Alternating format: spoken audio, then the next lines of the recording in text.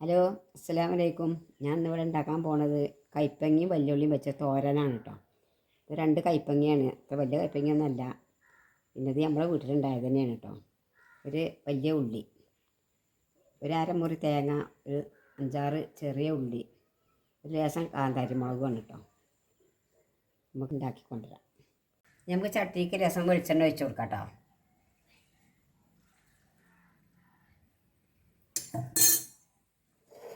ചട്ടിയെല്ലാം ചൂടായി വന്നിട്ടുണ്ട്.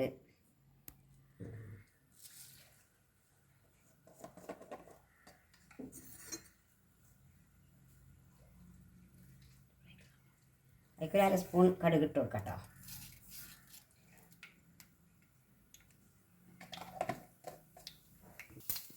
അപ്പോൾ അതിലേക്ക് നമുക്ക് ഈ വലിയുള്ളി ഇട്ട് കൊടുക്കട്ടെ. കടുക് നല്ലോണം പൊട്ടി വന്നിട്ടുണ്ട്. ഈ ഉള്ളി കുറച്ചൊന്ന് വാഴട്ടെ കേട്ടോ.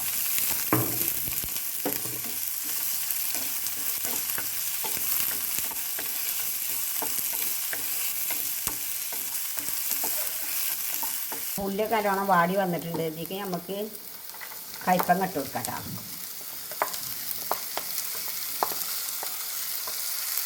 കയ്പ് വല്ലാതെ ഉണ്ടാവില്ല, കുട്ടികൾക്കൊക്കെ കഴിക്കാൻ പറ്റുന്നതാണ് കേട്ടോ.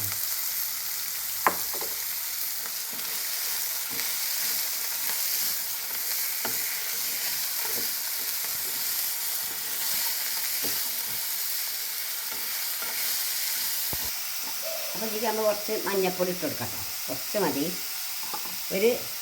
ഒരു കയ്യിൽ വെള്ളം ഇട്ടോ, സ്റ്റീൽ കയ്യിൽ ചെറിയൊരു കയ്യിൽ വെള്ളം ഇട്ടോ. തോനൊന്നും വേണ്ട. അപ്പോൾ ലേശം ഉപ്പിട്ട് കൊടുക്കാം കേട്ടോ. ഇനി അടച്ച് വെച്ചിട്ട് ഇത് വേവട്ടെ. അപ്പോൾ അതിലേക്കുള്ള അരപ്പുകൾ നമുക്ക് അരച്ചിടാം.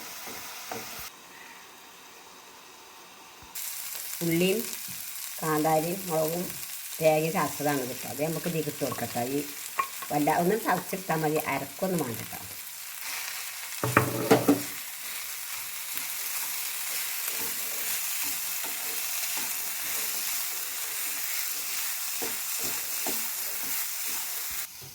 അപ്പോൾ നമ്മളെ കൈപ്പങ്ങയും വല്യുള്ളിയൊക്കെ നല്ലോണം വെന്ത് ഉഷാറായി വന്നിട്ടുണ്ട്. തോരനായിങ്ങാണ്ട് അതിലേക്കൊരു സ്പൂൺ പച്ച വെളിച്ചെണ്ണ വെച്ച് കൊടുക്കാം നമുക്ക് കേട്ടോ. കുറച്ച് മതി കേട്ടോ. അപ്പം നമ്മൾ വറവിട്ടതല്ലേ. ഇങ്ങനെ ആക്കി കൊടുക്കട്ടോ. അപ്പോൾ നമ്മളെ വല്യുള്ളിയും കൈപ്പങ്ങയും ഉണ്ടാക്കിയ തോരൻ കേട്ടോ. എല്ലാവരും ഒന്ന് ഉണ്ടാക്കി, കുട്ടികൾക്കൊക്കെ പറ്റും. എല്ലാവരും ഒന്ന് ഉണ്ടാക്കി വെക്കുക.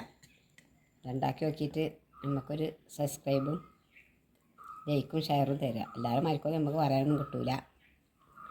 അപ്പോൾ അതിനനുസരിച്ചൊക്കെ നിങ്ങൾ തരിക.